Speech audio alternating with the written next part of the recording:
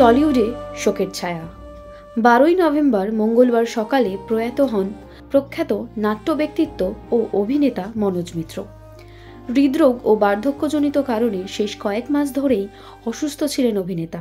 পুজোর আগে সুস্থ হয়ে বাড়িও ফিরেছিলেন, তবে বিপদ কাটল না। ফের শারীরিক অবস্থার অবনতি ঘটায় সংকটজনক অবস্থায় শহরের এক বেসরকারি হাসপাতালে ভর্তি হন বর্ষিয়ান অভিনেতা। হাসপাতালেই মঙ্গলবার সকালে শেষ নিঃশ্বাস ত্যাগ করেন মনোজ মিত্র। মৃত্যুকালীন সময় অভিনেতার বয়স হয়েছিল প্রায় 85 বছর। একাধিক সিনেমার পাশাপাশি মঞ্চেও দাপটের সঙ্গে অভিনয় করেছেন।